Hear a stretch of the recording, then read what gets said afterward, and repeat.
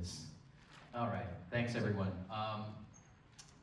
Just as a quick note, of course we're fortunate to have Larry Raigetal here with us to do our Q&A. So please help me in welcoming Larry Raigetal, the FSM up on stage. Thank you, Larry, for being here with us. Excuse me, just as a side note, obviously Larry is here, and we decided to pre-record Larry. Thank you for accommodating us. We decided to do it this way because we thought it would look a little weird.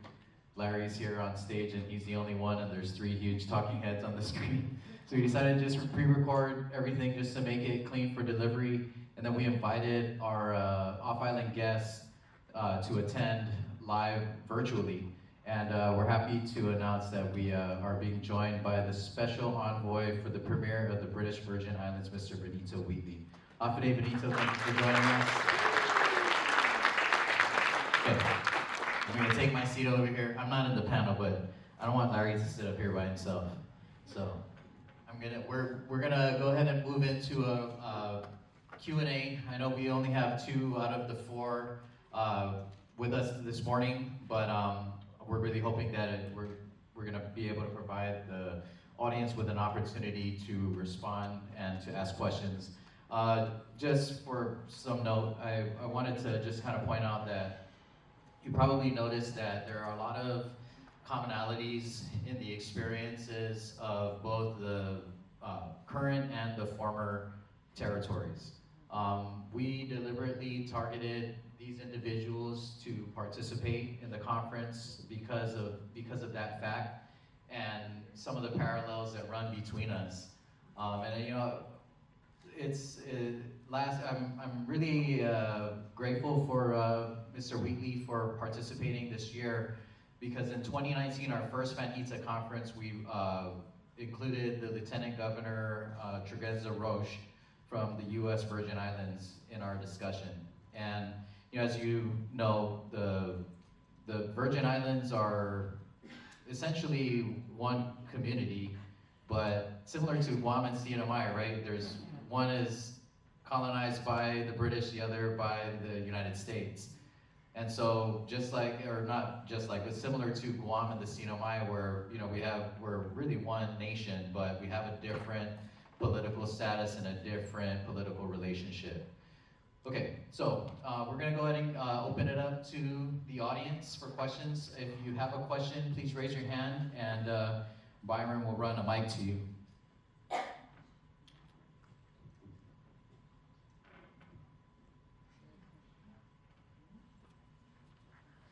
Or I got lots of questions. Here we go, right over here, Byron, on the left.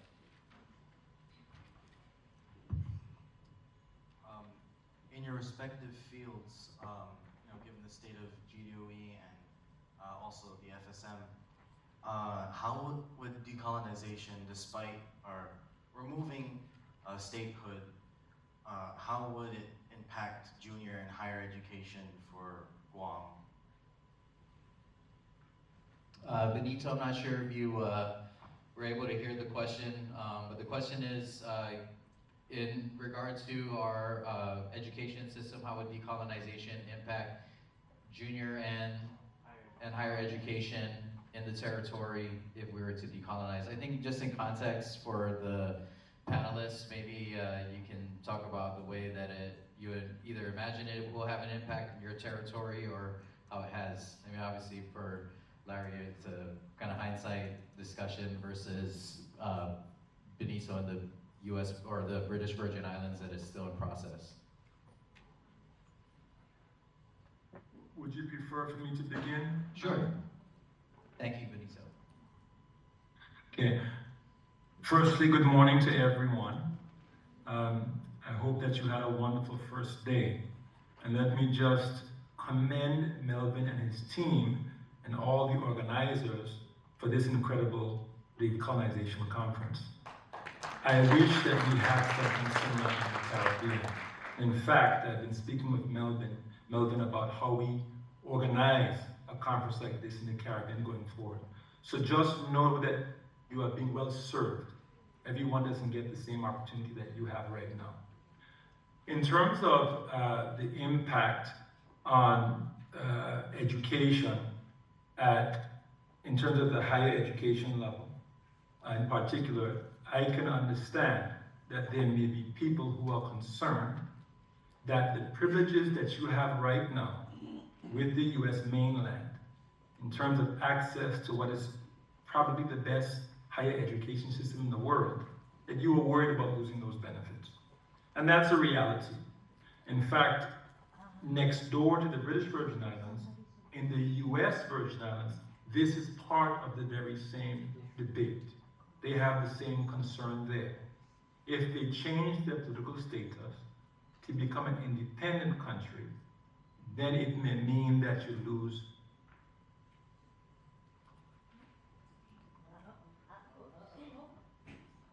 We're losing all. See, this is why we pre-recorded the panel. Benito, I think we just lost sound. If you can give us a moment. Certain benefit. Oh, there you are. Okay, in terms of the Marshall Islands, sorry, can you hear me? Yes, we can hear you. Okay, yeah, I think that the previous colonies under the US may give you a hint of what is possible. In every instance, I don't believe that the US cut off higher education access when a change of political status took place. The Free Association Compact did not simply change that. And I think that our colleague on stage from the Federated States of Micronesia can speak to that much better than I can. But in the case of the British Virgin Islands, what we do know for sure is that when other Caribbean countries, colonies I should say, became independent of the UK did in fact cut off after a while that access. But you know what it forced them to do? It forced them to establish their own recognized institution of higher education, the University of the West Indies. And that university has become a world-class institution because we see ourselves as people that are able to produce educational products that can serve our own people. We see ourselves doing a research about ourselves and the world from our own perspective. We have an independent view. We don't have to rely on a US institution or a UK institution to tell us about the world and how we should see it and how to solve our problems and what kind of literature we should have and what's a classic piece of literature in the US versus our own literature. So we see value in the ability to establish our own institutions. That's not to say that there is no value in having a US higher education, or Japanese, or European, or UK, whichever one. There's value. But there's also value in having your own, in setting up your own. You don't have to ask anyone what the focus of your study should be. A lot of these universities that you go to, it's what they focus on depends on the money they get from the US government sometimes, the research that they do. So I would say you have to balance the benefits versus the cost. And if you're interested in autonomous development, your own development, steering it for yourself, then you can see the benefit of building your own institution as opposed to losing the access you have to the US. You just have to think about it a bit differently. Thank you. Larry, would you like to respond? Thank you. And sort of one. Federated States of Micronesia, when it became a nation, I know the creation of the what is now College of Micronesia came into play. And so our system of education, much like everything else, I should say, is really kind of modeled after the US because of their influence during the Trust Territory period. Nothing really substantially changed with the exception, I should say, of, and as pointed out also by our speaker we had more control, so to speak. And I think that is good in that the system allowed for our education departments to include something else that might have never been there, including our own understanding of cultures, for example. Because I personally, for me, I think like if we look at education in terms of formal, we're talking about perhaps 500 years here in Guam. What about the other 3,000 years before that? That is education in a different way that our ancestors knew how and lived with. So for us, when we became a federation, a nation, we had flexibility to instill in our system the ability to have our students learn the language.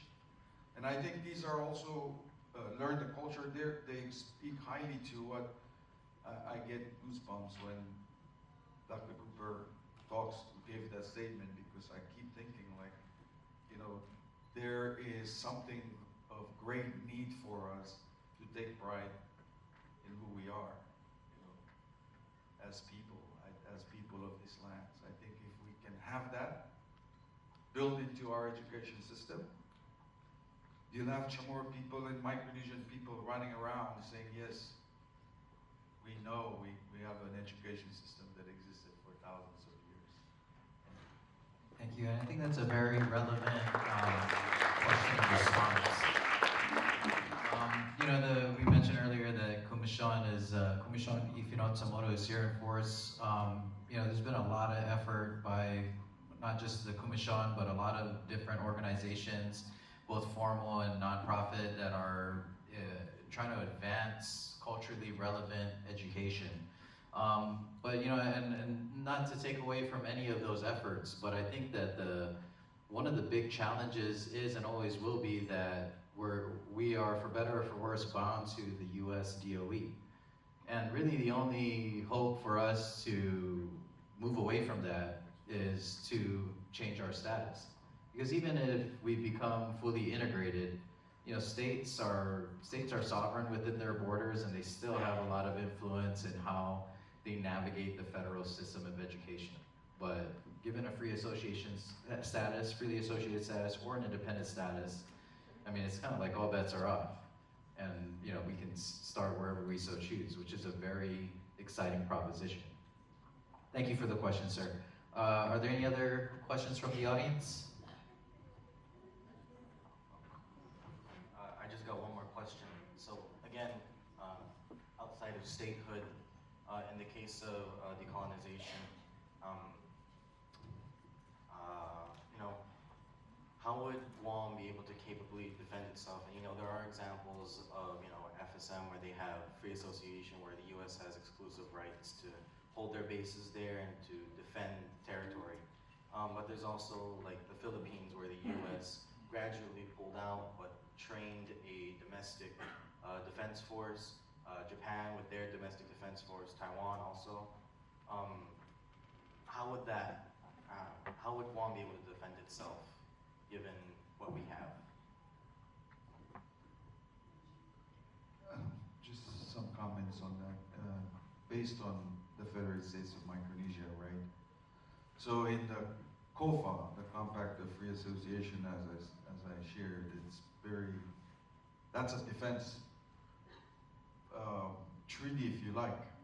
There's the financial provisions of it, but a lot of it is on defense. And I think from day one, when the trust, remember that the DTPI was actually a very interesting one because of strategic area location, that the U.S. was given the administrative right on the area. So it was in the vested interest of the U.S. to ensure that this area was never militarized as the Japanese did under the mandate of League of Nations, which says you have to help these islands become sovereign, but don't build bases. It turned out not the case, but As you know, today we're being, the defense system for FSM is really the United States. We had one incident where the troll boats were given to us by Australia, and we had some mounted machine guns on those boats, and that violated the COFA. So the United States had to come in and say, no, you cannot have these machine guns on your patrol boats, because that's our responsibility. I'd imagine Guam would be the same. There's a lot of interest in U.S. keeping strong military presence around here. And I think that's pretty obvious from what's going on, right? So I think if you end up to be a compact of free association or outside the state, that there will be a lot of reasons for the United States to ensure defense for this area stays as solid. I think it'd be fair to say even our compact itself, whether it's the Marshalls under the FSM or Palau, a lot of it is really on that defense system. Thank you. Benito, would you like to speak to the question on defense? Well, I think that my colleague there did a fantastic job in speaking to how the U.S. Could be a stabilizing force of security in that area, because the Pacific and Asia, of course, we know, in this day and age, has become a theater of fierce competition, as it has been in the past. But what I can speak to is what the ideal should be. In the Caribbean, the countries that are independent, the actual islands that are members of the Caribbean community, but also the countries of the Caribbean basin that include Venezuela, as well as Colombia, and then the Central American countries right up to Mexico. What we have agreed is that the Caribbean is a zone of peace, that it is in no one's interest to have armed conflict or war, and that all differences, discrepancies should be handled diplomatically, and if not diplomatically, through international legal means or arbitration or something of that sort. And I would say that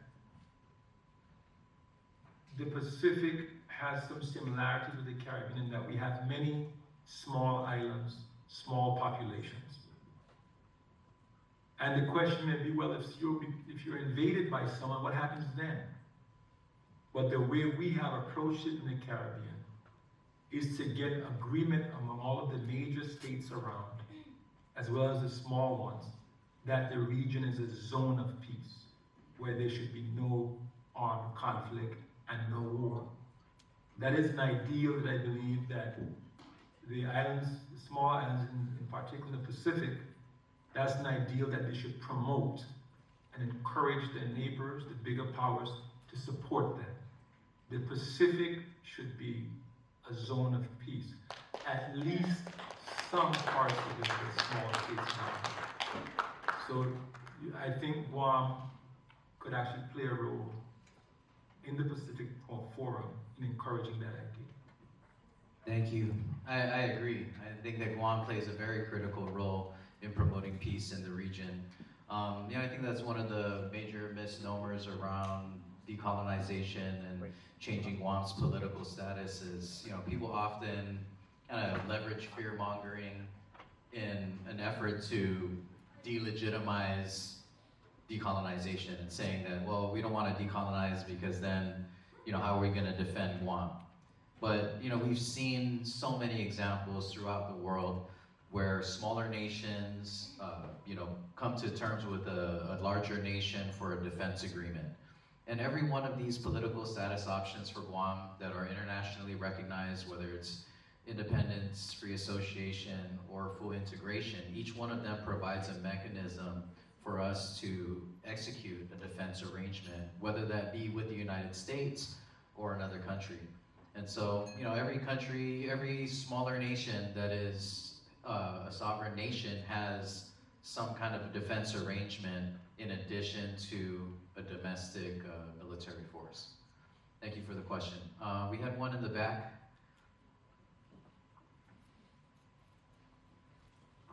Thank you, and have a day.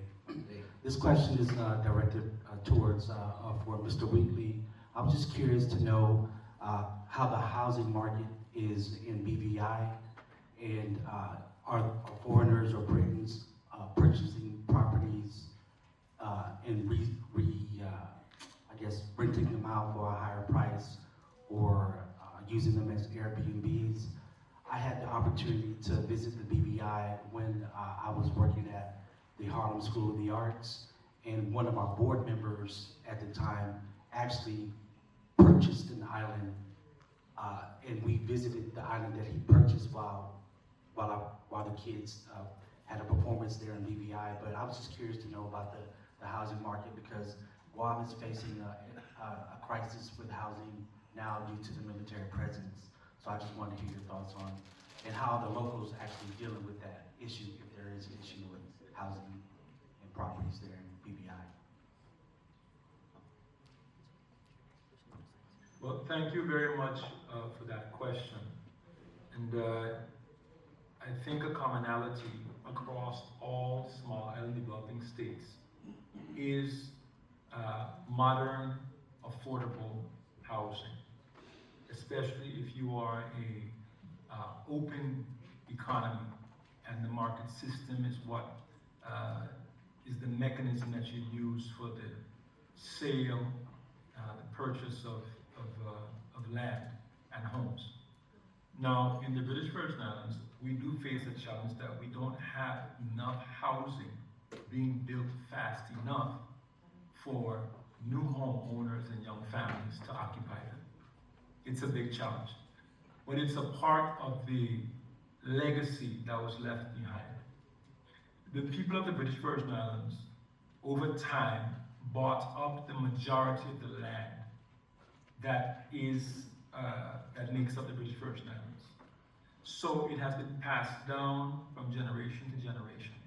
And the model traditionally was that, you would get a piece of land from your parents, you would go to the bank, you would get a loan, and you build a house, single family home, on your land.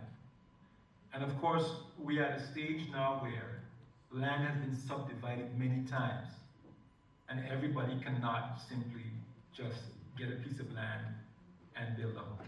In addition, the cost of building has become incredibly expensive. If you want to build, let's say, a two-story, house with maybe, 3 bedrooms upstairs, it will cost you $700,000 or more. And so we have a big challenge there. But what we realize has to be done is that we have to shift the housing model.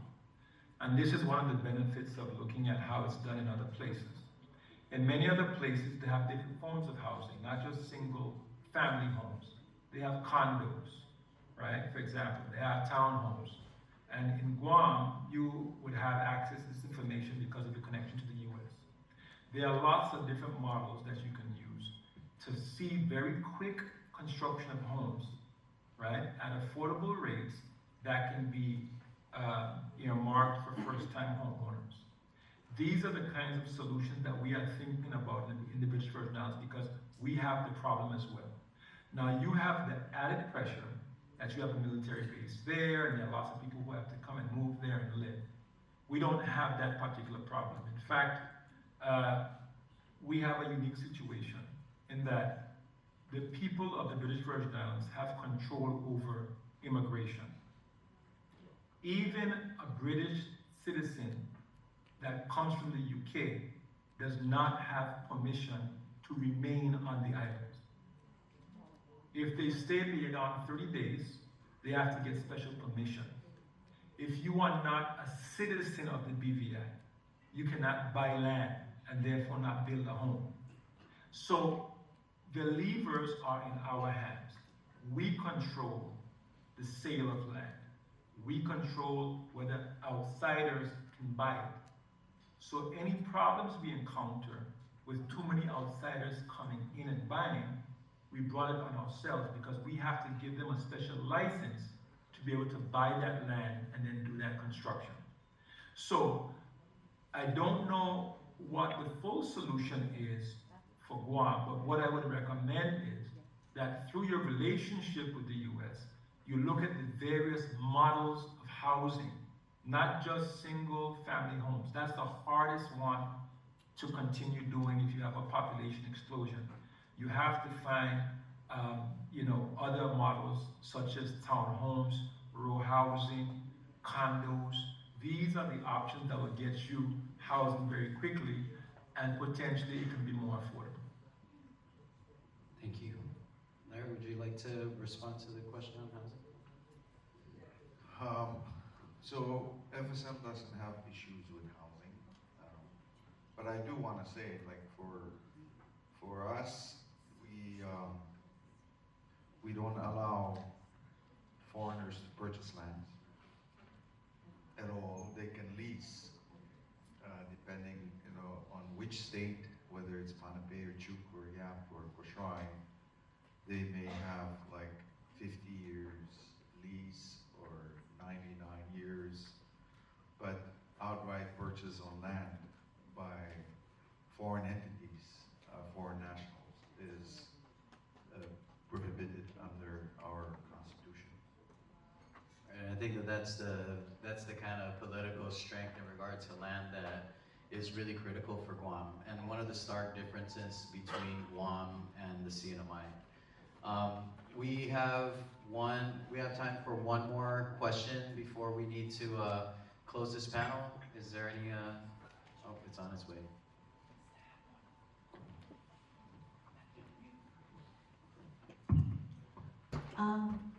Because Guam is mostly dependent on federal funding from the U.S., I had a question if, in terms of they choose either independence or free association. For independence, are they allowed to ask for federal funding through their treaties and alliances and such agreements? And then for the free association, are they allowed to negotiate for federal funding from the U.S.? You want to start? Yeah, thank you for that question. For free association, as in FSM, we do get federal funds stipulated under the COFA, so the Compact of Free Association does provide certain federal funding to be extended to the country. But I think, the other thing that I should say is that when the Federation came into being, a lot of other sources of income and revenues were coming, including ownership of your EEZ. What's underneath all of that, as we know today, is becoming some hot topics of discussions, including ocean floor mining. But all that to say that I think there is going to be greater opportunities and flexibilities to derive national incomes from resources within your EEZ, but with the established relationship that we have with the United States, we still get, as I said earlier, a substantial amount of revenues comes through the COFA, whether it is federal funding or other source. Not to also put down that because we're able to negotiate bilateral treaties with other countries outside of the U.S., including Japan, Australia, you name it, we're able to negotiate those treaties on bilateral assistance where we're getting some forms of either grants or technical assistance coming through because we are suffering. Thank you. Benito, I know that the British Virgin Islands is unique in that it is not financially dependent on the UK, but would you like to speak to this question on funding? Yes, absolutely. Just to be clear, the British Virgin Islands received grant and aid from the UK from 1956 to 1978.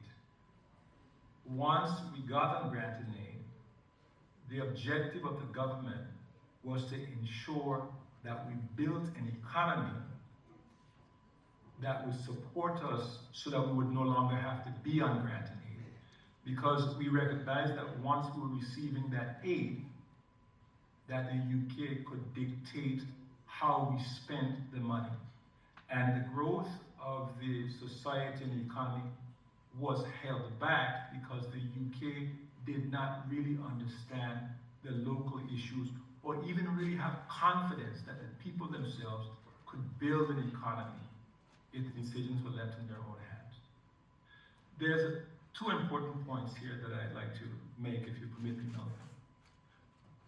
The first is this: colonialism is not just a political relationship.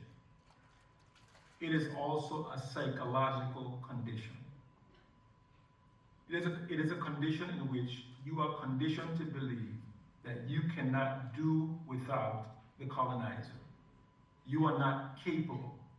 And in fact, you are not capable because you are not equal.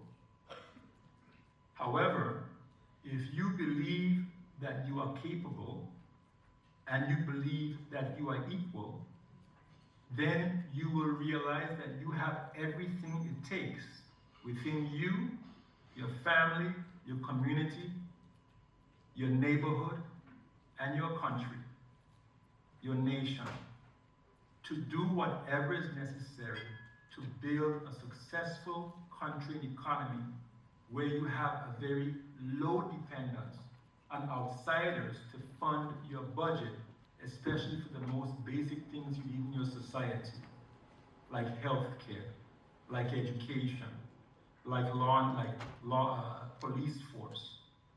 These are things that when you are able to pay for it for yourself, it will instill a great sense of pride in you and your people because you did it. You didn't have to ask anybody else for it. This is not to say that a people or a nation don't need help and support. That's fine.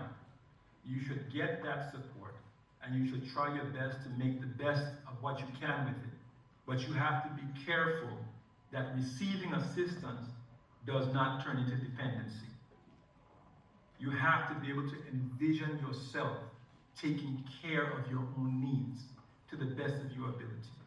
So I would like to encourage the lady who asked the question to not fear what would happen if federal funds are taken away. What you should be thinking about is what can I do to get as close as possible to not needing it? Because that is what a disciplined and upcoming people, a nation, does for itself. And I want to just leave you with that, Melvin. Do for yourself. Strive to achieve what you can for yourself. The people of Guam are a great people, and you will be a great nation in time. Thank you for getting down with that. Mr. Wheatley, Mr. Raigetal, I want to thank both of you for your time, and of course to our other two panelists, Wilma, Collazo, and Leonesia to Silva. Thank you for your time and your commitment. Thank you for accommodating our requests and helping us to make this happen despite our modest budget. Please help me in showing some appreciation to our panelists. Thank you so much. We are just a few minutes behind schedule.